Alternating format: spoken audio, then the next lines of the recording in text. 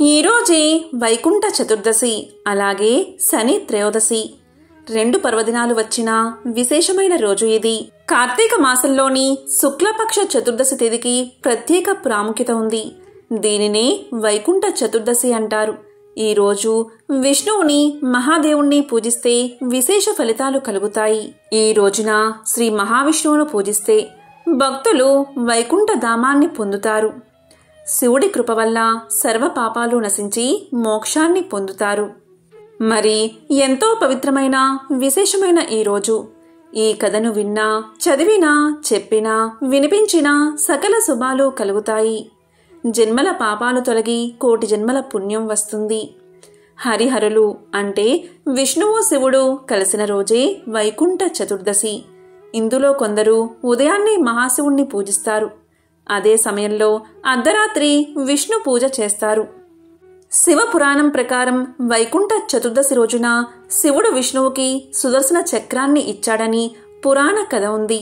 మరి ఆ కథ ఏంటో ఇప్పుడు తెలుసుకుందాం. ఒకసారి భూమిపై రాక్షసుల దౌర్జన్యం బాగా పెరిగి రాక్షసులు స్వర్గానికి చేరుకుని దేవతలను ఇబ్బందులు పెట్టడం మొదలుపెట్టారు.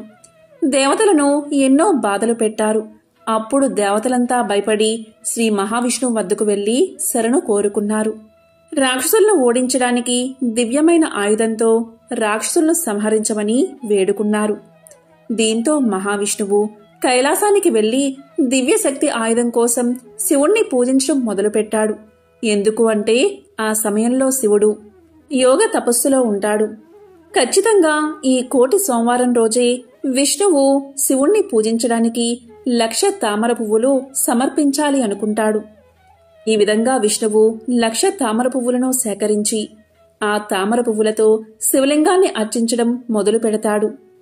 విష్ణువు యొక్క నియమ నిష్టలకు, భక్తికి మెచ్చిన శివుడు విష్ణుమూర్తిని పరీక్షించడం కోసం ఒక తామర పువ్వును దాచిపెడతాడు.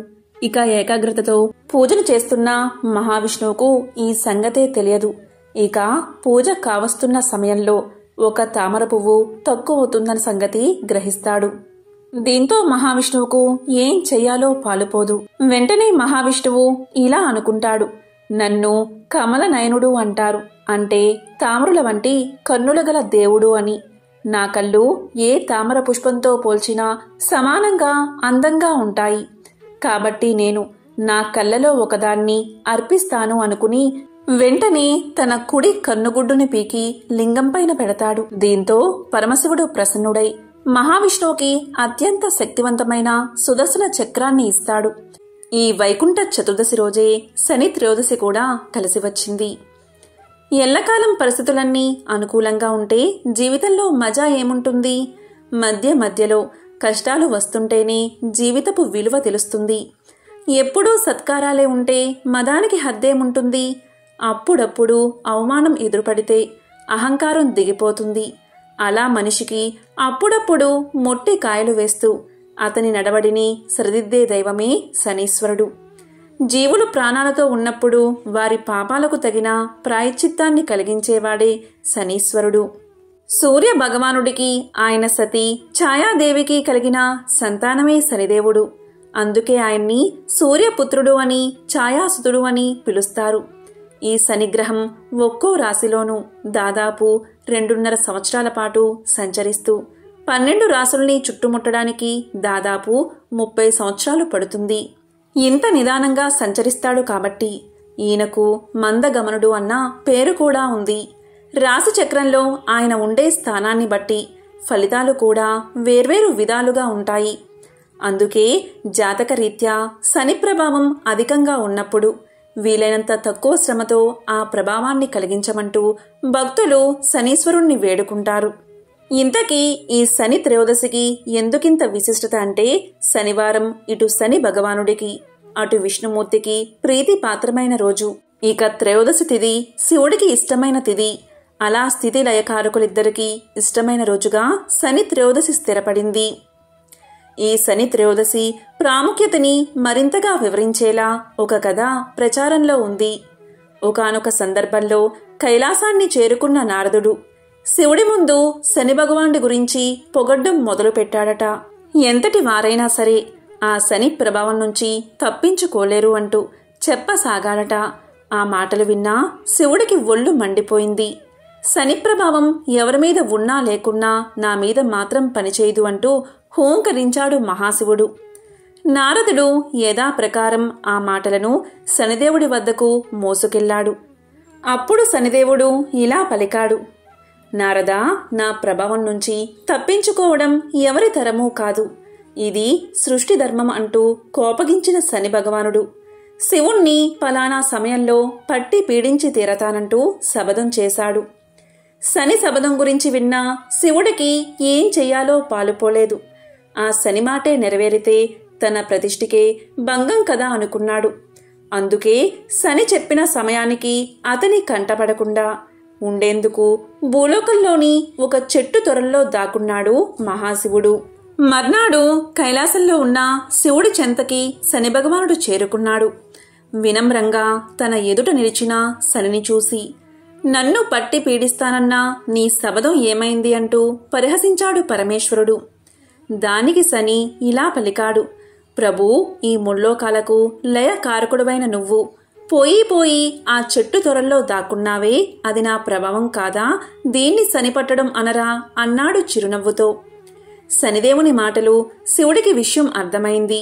ఈ రోజు నుంచి శని త్రయోదశి నాడు ఎవరైతే నిన్ను అర్చిస్తారో వారు నీ అనుగ్రహంతో పాటుగా నా అభయానికి కూడా పాత్రులవుతారు. ఇక నుంచి నువ్వు శనీశ్వరుడు అన్న పేరుతో కూడా వెలుగొందుతావు అంటూ శనిని ఆశీర్వదించాడు పరమశివుడు. అప్పట్నుంచి త్రయోదశి నాడు వచ్చే శనివారం రోజున భక్తులు నువ్వుల నూనెతో శనీశ్వరుణ్ణి అభిషేకించి తమని చూసి చూడనట్లుగా సాగిపొమ్మని వేడుకుంటారు. ఒకరోజు బృహదస్వుడు అనే ముని పాండవుల వద్దకు వచ్చాడు. అప్పుడు పాండవుల్లో పెద్దవాడైన ధర్మరాజు ఆ మునికి అతిథి సత్కార్యాలు చేసి కౌరవుల వల్ల తాము పడుతున్న బాధలు అన్నీ వివరించి, మహాత్మా, రాజ్యాన్ని నివాసాన్ని పోగొట్టుకున్న మాలాగా అడవిలో కష్టాలు పడుతున్నవారు ఎవరైనా ఉన్నారా? ఉంటే చెప్పండి అని అడిగాడు. అందుకు బృహదస్వుడు ఇలా పలికాడు, ధర్మరాజా, నీవు కష్టాలు పడుతూ అడవుల్లో ఉన్న నీ వెంట నీ అన్నదమ్ములు, నీ భార్య, నీ హితం కోరే విప్రులు నీ వెంట ఉన్నారు. పూర్వం నలుడు అనే మహారాజు నీవలే జూదంలో సర్వం కోల్పోయి పుష్కరునికి రాజ్యాన్ని అప్పగించి భార్యా సమేతుడై ఒంటరిగా అరణ్యాలకు వెళ్లాడు అని చెప్పాడు. అది విని ధర్మరాజు, మహాత్మా, నాకు నకులుని కదా, వివరించండి అని అడిగాడు. అప్పుడు బృహదస్వుడు ఇలా చెప్పడం ఆరంభించాడు. నిషిత దేశాన్ని వీరసేనుడి కుమారుడైన నలుడు పరిపాలిస్తున్న కాలమది.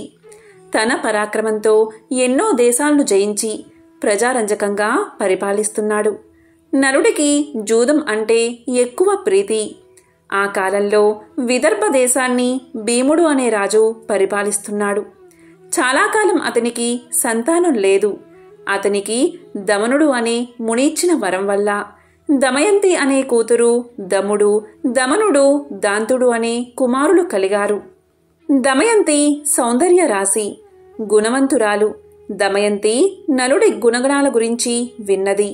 నలుడు దమయంతి గురించి, ఆమె సౌందర్యం గురించి విన్నాడు. ఇరువురి నడుమ ప్రేమ అంకురించింది. ఒకరోజు నలుడు ఉద్యానవనంలో ఉండగా హంసల గుంపు వచ్చి అక్కడ వాలింది. ఆ హంసలను చూసి ముచ్చటపడి నలుడు వాటిలో ఒకదాన్ని పట్టుకున్నాడు. మిగిలిన హంసలు తోటి హంసను విడిచి వెళ్ళలేక ఆకాశంలో తిరుగుతున్నాయి. నలునితో అతని చేతిలోని హంస మానవ భాషలో ఇలా పలికింది, ఓ నలమహారాజా, నీవు దమయంతిని ప్రేమిస్తున్నావు. నేను దమయంతి వద్దకు వెళ్ళి నీ గురించి, నీ అందచందాల గురించి, గుణగణాల గురించి చెప్పి నీ మీద అనురాగం కలిగేలా చేస్తాను అని పలికింది. ఆ హంస పలుకులు విని నలుడు ఆనందపడి దాన్ని విడిచిపెట్టాడు. ఇచ్చిన మాట ప్రకారం ఆ హంస విదర్భ దేశానికి ఎగిరిపోయింది. అంతఃపురం ముందు విహరిస్తున్న హంసను చూసి దమయంతి ముచ్చటపడింది. చెలికత్తెల సాయంతో దమయంతి ఆ హంసను పట్టుకుంది. ఆ హంస దమయంతితో ఇలా పలికింది, ఓ దమయంతి, నేను నీ హృదయేశ్వరుడైన నలుడి వద్ద నుండి వచ్చాను. నలుడు సౌందర్యవతుడు, సంపన్నుడు, సద్గుణవంతుడు. నీవు సౌందర్యంలో, గుణంలో అతనికి తగినదానివి. అతనికి భార్యవైతేనే నీకు రాణింపు అని పలికింది. అప్పుడు దమయంతి, ఓ హంస, నరుడు గురించి నాకు ఎలా చెప్పావో అలాగే నరుడికి కూడా నా గురించి చెప్పు అన్నది. ఆ హంస అలాగే చేసింది. ఇలా ఇరువురికి ఒకరిపై ఒకరికి అనురాగం అధికమైంది. నలా దమయంతుల ప్రణయ విషయం దమయంతి చెలికత్తెల ద్వారా తెలుసుకున్న భీమ మహారాజు కుమార్తెకు స్వయంవరం ప్రకటించాడు. ఆహ్వానాన్ని అందుకున్న రాజులంతా స్వయంవరానికి విచ్చేశారు. నలుడు కూడా స్వయంవరానికి పోతున్నాడు. ఇంద్రుడికి దమయంతి స్వయంవర విశేషం తెలిసి దిక్పాలకులతో స్వయంవరానికి బయలుదేరాడు. మార్గమధ్యలో నలుణ్ణి చూసిన ఇంద్రుడు నలుడితో, నిషధరాజా, నీవు నాకు దూతగా పనిచేయాలి అన్నాడు. అప్పుడు నలుడు, అలాగే చేస్తాను. ఇంతకీ మీరెవరు? నేను నీకేమి చెయ్యాలి అని అడిగాడు. అప్పుడు ఇంద్రుడు నలునితో, నేను ఇంద్రుణ్ణి. వీరు దిక్పాలకులు. నీవు పోయి దమయంతికి మా గురించి చెప్పి ఆమె మమ్మల్ని వరించేలా చెయ్యాలి అన్నాడు. అప్పుడు నలుడు ఇంద్రునితో, అయ్యా, నీకిది ధర్మమా? నేను కూడా అదే పనిమీద పోతున్నాను కదా అన్నాడు. అప్పుడు ఇంద్రుడు నలునితో, నీవు మాకు మాటిచ్చావు కనుక ఈ కార్యం చేయవలసిందే. ఇది దేవతా కార్యం. నీవు చేయగలవు. మాట తప్పడం ధర్మం కాదు. మా మహిమ చేత అంతఃపురానికి వెళ్లడానికి నీకు ఎవరూ అడ్డు చెప్పరు అన్నాడు. గత్యంతరం లేక నలుడు దమయంతి అంతఃపురంలో ప్రవేశించాడు. నలుడు దమయంతిని మొదటిసారిగా చూసి హంస చెప్పిన దానికంటే దమయంతి సౌందర్యవతి అనుకున్నాడు. దమయంతి ఆమె చెలికత్తెలు నలుణ్ణి చూసి ఆశ్చర్యపోయారు. దమయంతి నలుణ్ణి చూసి, మహాత్మా, మీరు ఎవరు? ఎక్కడి నుండి వచ్చారు? ఈ అంతఃపురంలో ఎవరికీ కనబడకుండా ఎలా ప్రవేశించారు అని అడిగింది. అప్పుడు నలుడు దమయంతితో, నా పేరు నలుడు. నేను దేవదూతగా వచ్చాను. దిక్పాలకులు వారిలో ఒకరిని వరించమని నీకు చెప్పమని నన్ను పంపారు అన్నాడు. నలుడి మాటలకు ఆమె మనసు కష్టపడింది. అయ్యా, నేను మానవకాంతను. నమస్కారం చేయవలసిన దేవతలను వరించడం ధర్మమా? నాడు హంస చెప్పింది మొదలు నిన్నే నా భర్తగా తలుచుకుంటున్నాను. నా తండ్రి భీమరాజు మిమ్మల్ని ఇక్కడికి రప్పించడానికే స్వయంవరం ప్రకటించాడు. మీరే నా భర్త కనుక నన్ను స్వీకరించండి, లేకుంటే నా ప్రాణాలను తీసేసుకుంటాను. అంతేకాని ఇతరులను వరించను అని దమయంతి ప్రార్థించింది. అప్పుడు నలుడు దమయంతితో, దమయంతి, దేవతలు ఐశ్వర్యవంతులు, జరా మరణాలు లేనివారు. వారిని కాదని జరామరణాలకు ఆలవాలమైన నన్ను కోరడం న్యాయమా అని పలికాడు. ఆ మాటలు విని దమయంతి దుఃఖించింది. ఆమె నలుడితో, నేను ఒక ఉపాయం చెప్తాను. అందరి ముందు నేను దేవతలను ప్రార్థించి మిమ్మల్ని వివాహం చేసుకుంటాను. అప్పుడు మీకు దేవతల మాట వినలేదన్నా దోషం ఉండదు అని పలికింది. ఆ మాటలు నలుడు ఇంద్రుడికి చెప్పాడు. అది విని దిక్పాలకులు, దమయంతి మమ్మల్ని ఎలా వరించదో చూస్తాము అని అందరూ నలుడి రూపంలో స్వయంవరానికి విచ్చేశారు. స్వయంవర మండపంలో ఒకేసారి 5 నలుడు కనిపించారు. దమయంతి వరమాల పట్టుకుని వచ్చింది. మనసులో ధ్యానించి, దేవతలారా, నలుణ్ణి గుర్తుపట్టడంలో నాకు సహకరించండి. మీ నిజరూపాలతో ప్రత్యక్షం అవ్వండి అని ప్రార్థించింది. వారు దమయంతిని కరుణించి తమ నిజరూపాలతో ప్రత్యక్షం అయ్యారు. నలా దమయంతులకు వైభవోపేతంగా వివాహం జరిగింది. ఇంద్రాది దేవతలు అనేక వరాలిచ్చి అనుగ్రహించారు. ఇలా దేవతలు దమయంతి స్వయంవరం చూసి దేవలోకం వెళ్తూ ఉండగా దేవతలకు కలి పురుషుడు కనిపించాడు. ఇంద్రుడు కలిపురుషుని చూసి, ఎక్కడికి పోతున్నావు అని అడిగాడు. అప్పుడు కలిపురుషుడు, భూలోకంలో జరుగుతున్న దమయంతి స్వయంవరానికి పోతున్నాను అన్నాడు. ఆ మాటలకు వారు నవ్వి, దమయంతి స్వయంవరం జరిగింది, ఆమె నలుణ్ణి వివాహం చేసుకుంది అన్నారు. దీంతో కలికి కోపం వచ్చింది. నలుడిని రాజ్యభ్రష్టుణ్ణి చేసి వారిద్దరికీ వియోగం కల్పించాలి అనుకున్నాడు. నలుడు ధర్మాత్ముడు. కలి ప్రవేశానికి చాలా కాలానికి గాని అవకాశం రాలేదు. ఒకరోజు నలుడు మూత్ర విసర్జన చేసి పాద ప్రక్షాళన చేయకుండా సంధ్యావందనం చేశాడు. ఆ శౌచాన్ని ఆధారం చేసుకుని కలి అతనిలోకి ప్రవేశించాడు. నలుడి దాయాది అయిన పుష్కరుని వద్దకు వెళ్లి నలుడికి జూద వ్యసనం ఉందని అతనితో జోదమాడి అతని రాజ్యాన్ని గెలవచ్చని నమ్మబలికాడు కలి. బ్రాహ్మణ వేషంలో పుష్కరిణితో నలుడి వద్దకు వెళ్లి జూదానికి ఆహ్వానించాడు. జూదానికి పిలిస్తే పోకపోవడం ధర్మం కాదని నలుడు జూదమాడ్డానికి అంగీకరించాడు. జూదం మొదలైంది. నలుడు తన రాజ్యాన్ని, సంపదలను వరుసగా పోగొట్టుకుంటున్నాడు. అయినా ఆడ్డం మానలేదు. సమస్తం పోయే వరకు ఆడాడు. దీంతో దమయంతి దుఃఖించి ఓడే కొద్దీ గెలవాలనే పంతం పెరుగుతుంది. ఏమీ చెయ్యలేము అని సరిపెట్టుకుంది. నలుడు ఓడిపోవడం తథ్యమని గ్రహించిన దమయంతి తన కుమార్తె ఇంద్రను, కుమారుడు ఇంద్రసేనను సారథిని తోడిచ్చి విదర్భలో ఉన్న తండ్రి వద్దకు పంపించేసింది. నలుడు తన రాజ్యాన్ని కోల్పోయి నగరం వెలుపులా 3 రోజులు ఉన్నాడు. జూదంలో సర్వం పోగొట్టుకున్న నలుణ్ణి చూడడానికి ఎవరూ రాలేదు. ఆకలికి తట్టుకోలేకపోయాడు. ఆకాశంలో ఎగురుతున్న పక్షులను పట్టడానికి తన పైవస్త్రాన్ని వాటి మీద విసిరాడు. ఆ పక్షులు ఆ వస్త్రంతో సహా ఎగిరిపోయాయి. దీంతో నలుడు సిగ్గుపడి తన భార్య కొంగును పైవస్త్రంగా కప్పుకున్నాడు. ఆ దుస్థితికి తట్టుకోలేని నలుడు, దమయంతి, ఇక్కడ 4 మార్గాలు ఉన్నాయి. ఇది నీ పుట్టిల్లు విదర్భ దేశానికి పోయేదారి. ఇది దక్షిణ దేశానికి పోయే మార్గం. ఇది కోసల దేశానికి పోయే మార్గం. ఇది ఉజ్జయిని దేశానికి పోయే మార్గం. వీటిలో మనకు అనుకూలమైన మార్గమేదో చెప్పు అన్నాడు. ఇంకా భార్యతో ఇలా పలికాడు. నీవు అడవులలో కష్టాలు పడలేవు. నీ తండ్రి ఇంటికి వెళ్లి సుఖంగా ఉండు అని చెప్పాడు. అప్పుడు దమయంతి ఇలా పలికింది. అవును నాదా, మనమిద్దరం విదర్భకు వెళ్లి సుఖంగా ఉందామని చెప్పింది. అప్పుడు నలుడు, దమయంతి, మహారాజుగా విదర్భలో తిరిగినవాడిని రాజ్యభ్రష్టుడిగా ఎలా రాగలను చెప్పు? అన్ని రోగాల కన్నా పెద్ద రోగం దుఃఖం. అందుకు భార్య పక్కన ఉండడమే పరమ ఔషధం. అందుకని నీవు పక్కన ఉంటే ఎన్ని కష్టాలనైనా సుఖాలుగానే ఉంటాయి అన్నాడు నలుడు. దానికి దమయంతి, నిజమే, అందుకనే నన్ను ఎప్పుడూ మీ వెంట ఉండడానికి అనుమతించండి అని పలికింది. అందుకు నలుడు అంగీకరించాడు. ఒకరోజు అడవిలో నలుడి తొడమీద తలపెట్టుకుని దమయంతి నిద్రపోతూ ఉంది. ఆమెను చూసి నలుడు, ఈ సుకుమారి నాతో అడవుల్లో కష్టాలు పడుతుంది. నా వెంట ఉండడమే ఈమె కష్టాలకు కారణం.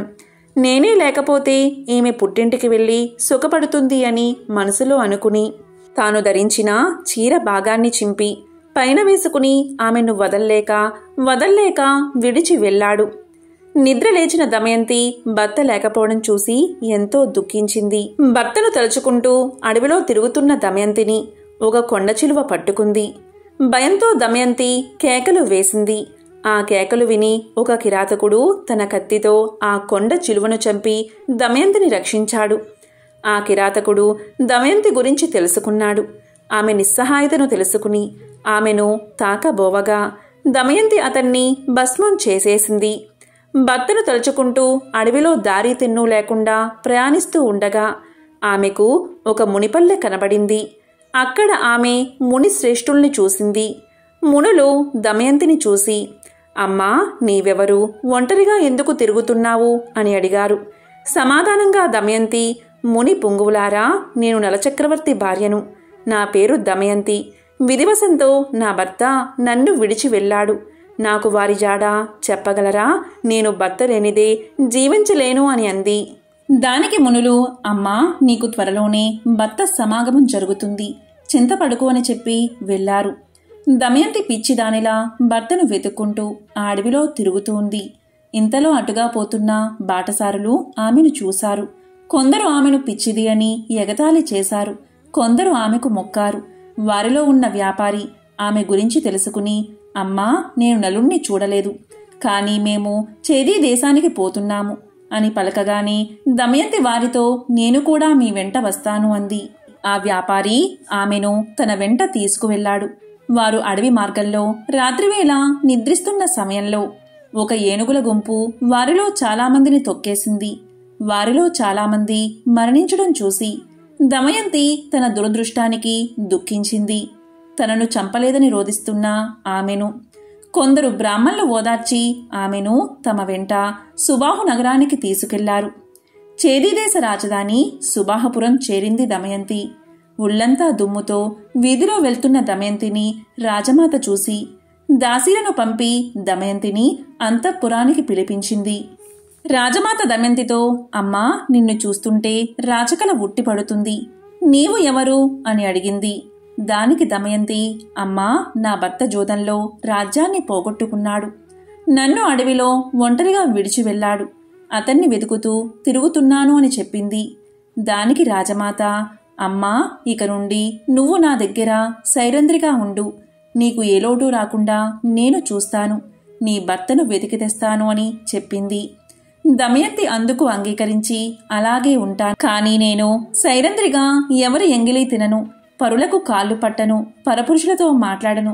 కేవలం నా భర్తను వెతుకుతూ వెళ్లే బ్రాహ్మణులతో మాత్రం మాట్లాడతాను అని చెప్పింది. రాజమాత అందుకు అంగీకరించి తన కుమార్తె సునంద వద్దకు పంపింది. దమయంతి అక్కడే ఉండిపోయింది. దమయంతిని వదిలి వెళ్లిన నలుడు అడవిలో ప్రయాణిస్తూ ఉండగా అడవి అంతటా దావానలం వ్యాపించింది. ఆ మంటల మధ్య నుంచి రక్షించండి, రక్షించండి అన్న ఆర్తనాదం వినిపించింది. ఆ ఆర్తనాదం విని నలుడు అగ్ని కీలల నడుమ ఉన్న నాగకుమారుణ్ణి రక్షించాడు. ఆ పాము నలుణ్ణి కాటేసింది. పాము కాటుకు నలుడు వికృత రూపుడయ్యాడు. అప్పుడు ఆ పాము తన నిజరూపంతో ప్రత్యక్షమై నలుడితో, నల మహారాజా, నా పేరు కర్కోటకుడు. నేను నిన్ను కాటేశానని భయపడకు. ఇక నిన్ను ఎవరూ గుర్తించరు. పాము కాటు నిన్నేమీ చెయ్యదు. నీ రాజ్యం నీకు ప్రాప్తిస్తుంది. నీ భార్య నీకు దక్కుతుంది. నీకు ఎప్పుడు నిజరూపం కావాలన్నా నన్ను తలుచుకుంటే నీ వద్దకు ఒక వస్త్రం ఎగురుతూ వస్తుంది. దాన్ని కప్పుకుంటే నీ పూర్వాకృతి వస్తుంది. నీకు మరొక విషయం చెప్తాను. ఇక్కడికి దగ్గరలో ఇక్ష్వాకు వంశస్థుడైన ఋతుపర్ణుని రాజ్యముంది. నీవు అక్కడికి వెళ్ళు.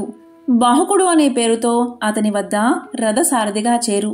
నీవు అతడికి అశ్వహృదయం అనే విద్యను ఇచ్చి అతని నుండి అక్షహృదయం అనే విద్యను గ్రహించు అని చెప్పి కర్కోటకుడు వెళ్ళిపోయాడు. నలుడు ఋతుపర్ణుని వద్ద సారథిగా చేరాడు. అలాగే వంటశాలలో చేరి రుచికరమైన వంటలు వండిపెట్టసాగాడు. నలుడికి జీవలుడు సహాయకుడిగా ఉన్నాడు. ఎక్కడ ఉన్నా నలుడు ఎప్పుడూ దమయంతిని తలచి దుఃఖిస్తూనే ఉండేవాడు. ఒకరోజు నలుడు దమయంతిని తలుచుకుని దుఃఖిస్తూ ఉండగా జీవలుడు విని, ఈ వికృత రూపి ప్రియురాలు ఎంత వికృత రూపంతో ఉంటుందో అనుకుంటూ నలుడి దగ్గరకు వచ్చి విషయం ఏమిటని అడిగాడు. అందుకు నలుడు జీవలునితో, అయ్యా, నాకు ఒక ప్రేయసి కూడానా? నాకు తెలిసిన ఒక సైనికుడు తన ప్రేయసి గురించి దుఃఖిస్తుండగా చూశాను.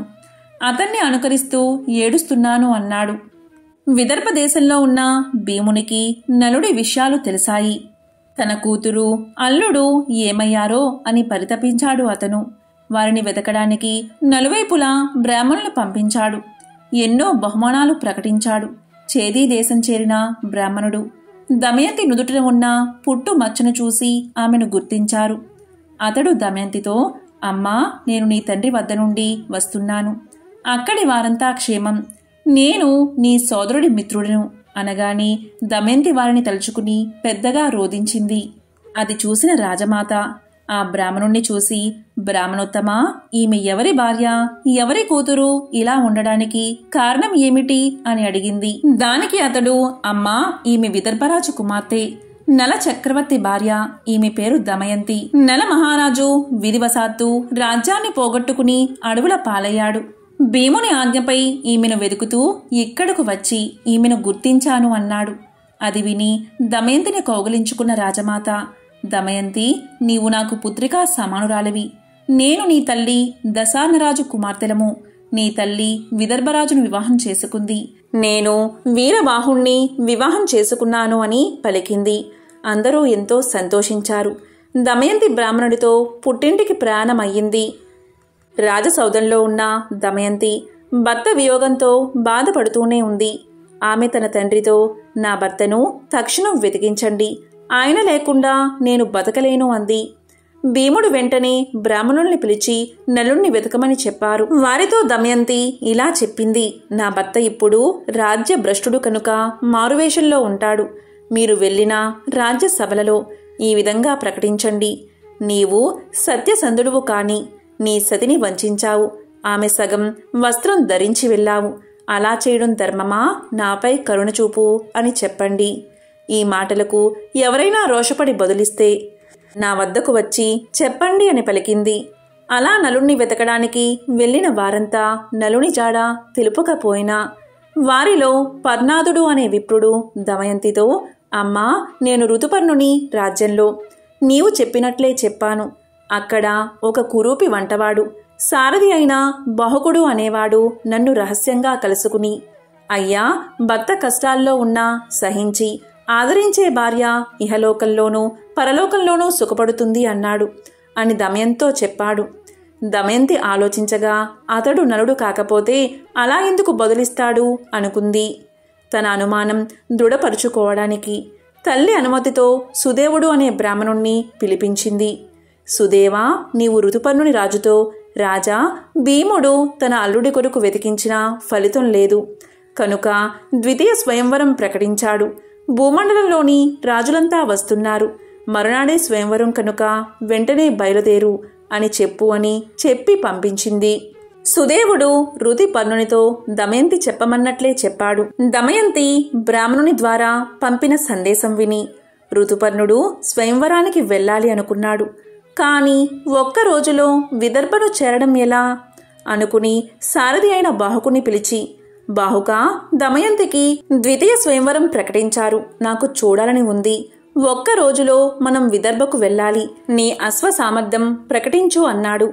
సరే అని చెప్పిన బాహుకుడు అంటే నలుడు మనసులో కలతకు గురై, నేను అడవిలో నిర్దాక్షిణ్యంగా వదిలి రాబట్టే కదా దమయంతి రెండవ స్వయంవరం ప్రకటించింది. అవివేకులైన పురుషులు తాము ఏమి చేసినా భార్య ప్రేమిస్తుందని అనుకుంటారు. కానీ అది నిజం కాదు. నా మీద కలిగిన కోపంతో దమయంతి ఇలా చేసిందని దుఃఖించాడు. అయినా దమయంతి పతివ్రత, ఇద్దరు పిల్లల తల్లి. ఈ విధంగా రెండవ పెళ్లి చేసుకుంటుందా ఏమో, ఆ వింత చూస్తాను అని మనసులో అనుకున్నాడు. వెంటనే రథానికి గుర్రాలను కట్టి విదర్భకు ఋతుపర్ణుని తీసుకుని ప్రయాణమయ్యాడు. ఋతుపర్ణుడికి రథం పోయే వేగం చూస్తుంటే అది సూర్యుడి రథంలా, బాహుకుడు అనురుడిలా అనిపించింది. పక్కనే ఉన్న వార్షేయుడికి అదే సందేహం కలిగింది. భూలోకంలో ఉన్న నలుడికి మాత్రమే ఇలాంటి నైపుణ్యం ఉంది. కాని ఈ కురూపి నలుడు ఎలా అవుతాడు అని మనసులో అనుకున్నాడు. ఇంతలో ఋతుపర్ణుని ఉత్తరీయం జారి కింద పడింది. బాహుకా, రథం ఆపు, వార్ణేయుడు దిగి ఉత్తరీయం తీసుకువస్తాడు అన్నాడు. దానికి బాహుకుడు, మహారాజా, మనం ఆమడ దూరం వచ్చేశాం. అంత దూరం నడుచుకుంటూ ఎలా తీసుకురాగలం అన్నాడు. అతని రథసారథ్యానికి ఋతుపర్ణుడు ఆశ్చర్యపోయాడు. తన పరిజ్ఞానాన్ని బాహుకుడికి చూపించాలన్న ఆసక్తి కలిగింది. అంతలో రథం ఒక పెద్ద వృక్షాన్ని దాటింది. ఋతుపర్ణుడు బాహుకునితో, బాహుకా, ఆ వృక్షంలో ఎన్ని కాయలు, ఎన్ని పువ్వులు, ఎన్ని ఆకులు ఉన్నాయో నేను చెప్పగలను అన్నాడు. దానికి బాహుకుడు, చెప్పండి మహారాజా అన్నాడు. ఋతుపర్ణుడు చెప్పాడు. లెక్కించి చూస్తే కాని నమ్మను అని రథమాపి ఆ చెట్టును పడగొత్తించి లెక్కించాడు. ఋతుపర్ణుడు చెప్పిన లెక్కకు ఖచ్చితంగా సరిపోయింది. దానికి బాహుకుడు ఆశ్చర్యపడి ఆ విద్యను తనకు ఉపదేశించమని అడిగాడు. ఋతుపర్ణుడు, బాహుకా, ఇది అక్షవిద్య అని సంఖ్యాశాస్త్రమన్నాడు. దానికి బాహుకుడు, మహారాజా, నేను మీకు అశ్వహృదయం నేర్పిస్తాను. మీరు నాకు అక్షవిద్య నేర్పించాలి అన్నాడు. ఇలా అక్షహృదయ విద్య మహిమ వల్ల నలుల్లో నుండి కలి వెలుపలికి వచ్చాడు. తన్ను క్షమించమని నలుణ్ణి వేడుకున్నాడు. నలుడు ఆగ్రహించి శపించబోయాడు. అప్పుడు కలి నలుడితో, నలమహారాజా, నిన్ను ఆవహించి నీలో ఉన్న సమయంలో నిన్ను కర్కోటకుడు కాటువేయడం వల్ల అనుక్షణం కాలిపోయాను. ఇంతకంటే శాపం ఏముంటుంది? నన్ను క్షమించి విడిచిపెట్టు అని వేడుకున్నాడు. ఇలా జరగగానే నలుడి రథం విపరీతమైన వేగంతో విదర్భలోకి ప్రవేశించింది. ఆ ఘోష విని దమయంతి నలుడి రథాన్ని గుర్తుపట్టింది. ఋతుపర్ణరాజుకు విదర్భలో స్వయంవరం జరుగుతున్నా సందడి కనిపించలేదు. బాహుకుడు అంటే నలుడు రథాన్ని అశ్వసాల్లో నిలిపి సేదతీరాడు. అప్పుడు దమయంతి తన దాసీతో, వచ్చింది ఋతుపర్ణ మహారాజు, అతని సారథి వార్షేయుడు. వారు నాకు తెలుసు. కాని వారి వెంట ఉన్న కురూపి ఎవరు అని అడిగింది. వివరాలు కనుక్కుని రమ్మంది. దాసి వివరాలు కనుక్కుని రాగానే దమయంతి అతను నలుడు అని నిశ్చయించుకుని తన తండ్రి అయిన భీమరాజు దగ్గరకు వెళ్ళి నలుడు బాహుకుడు అని చెప్పింది. అలా చెప్పి నలుడి పాదాలపై పడి, నమస్కారం చేసుకుంది. వెంటనే ఆకాశం నుండి వాయుదేవుడు నలచక్రవర్తి ఈమె పవిత్రురాలు, పతివ్రత, నేను సూర్యుడు చంద్రుడు ఈమె సౌశీల్యం కాపాడుతున్నాము అని పలికాడు. వెంటనే నలుడు కర్కోటకుడిని స్మరించాడు. వెంటనే ఒక వస్త్రం వచ్చింది. అది ధరించగాని నలుడికి ఇంద్రతేజస్సుతో సమానమైన మనోహరమైన పూర్వరూపం వచ్చింది. దమయంతిని పరిగ్రహించాడు. ఈ విధంగా నలా దమయంతులు కలిశారు. ఈ నలుడి కథ శ్రద్ధతో వినేవారు, సమావేశాల్లో చదివి వినిపించేవారు కలివల్ల సంభవించే దోషాల నుండి విముక్తిని పొందుతారు. సర్వ పుణ్యకార్యాలు చేసినప్పుడు లభించే పుణ్య ఫలితాలు నలోపాఖ్యానం విన్నవారికి, వినిపించిన వారికి కూడా లభిస్తాయి. అటువంటి వారికి బహుపుత్ర లాభం, పౌత్ర వృద్ధి, ఆయురారోగ్య, ధన సంపత్తులు కలుగుతాయి. విష ప్రయోగం నుంచి బాధలు, చెడు విషయాల్లోని లంపటత్వం వారిని అంటవు. వారు ధర్మాత్ములు కాగలరు. కర్కోటకస్య నాగస్య దమయంత్య నలస్య చ ఋతుపర్ణచ్చ రాజర్షి కీర్తనం కలినాశనం. ఎంతో పవిత్రమైన విశేషమైన ఈ శని త్రయోదశి రోజు ఈ కథను విన్నా, చదివినా, చెప్పినా, వినిపించినా సకల శుభాలు కలుగుతాయి. దోషాలన్నీ తొలగిపోతాయి. ఓం నమః శివాయ. ఓం నమో నారాయణాయ. ఓం శనేశ్వరాయ నమః.